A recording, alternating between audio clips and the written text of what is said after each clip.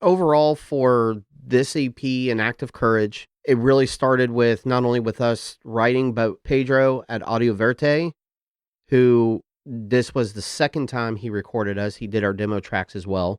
And dude's on the game. Oh, yeah. With it, for sure. How to work with us. And he already knew the second time coming in what we were looking for, how we were looking to do it. And yeah, he's been super easy to work with. Honestly, if you're in the Richmond area, even if you're not in the Richmond area and you're looking to record something, come down to Lakeside, record with Pedro. He does awesome work. Yep. And his dog is a sweetheart. Great environment. Can't recommend that enough. Dude's fantastic. I believe the Iron Roses are recording there right now. Yeah, I think they are working on their new LP. They're always recording there. What are you talking about? Yeah, that's true. Oh, yeah. Pedro is never not busy. Very much. And then my buddy down in Florida, Josh at Danger Room, mastered us for us. And Josh does pretty much a lot of the mix and mastering for DCPC, my buddy Scott's record label and production company he basically just puts out a bunch of live records. So if we can get a live recording, you could probably see that coming on DCPC eventually if we ever get off our ass and do that. And extra love to Scott, too. He's helped us with some shows. And again, being a brother in arms when we're dealing with booking and other things as well.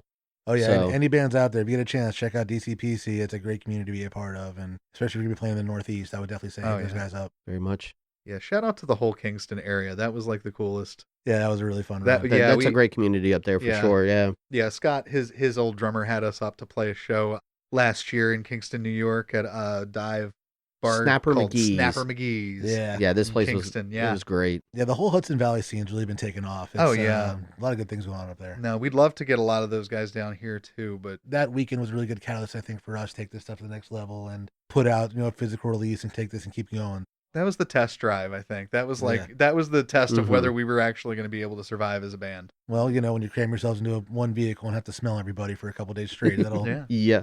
The New York bagels helped on the way home. Oh, so and yes, they did. And the dispensary. Which again, the fact that the dispensary and the bagel store were right next door to each other was the most wonderful and terrible thing on the planet. Yes, beautiful. I love New York. But this EP is just one of the many works we have. It's what we love. It's a community that we love. Even Chris coming up from Florida, again, like I said, how well we've meshed right away musically and where we all felt like where we were. This has been a great project that we've been doing.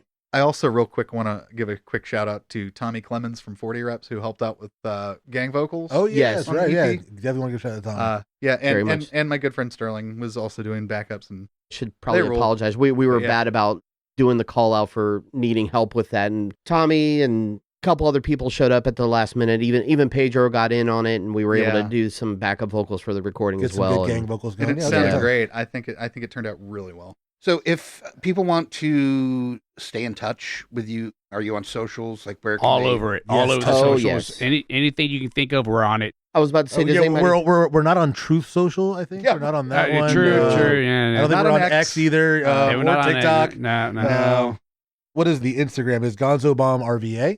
Correct. So that's the Instagram, and the Facebook. I think it's probably the same thing. If you search Gonzo Bomb, we should show up. Yeah, it's just Gonzo Bomb. That's it. You're either going to find us or you're going to find like a compilation of Brody King finishers. So it's one of the two. Yep. You can't go wrong, really. Yeah, exactly.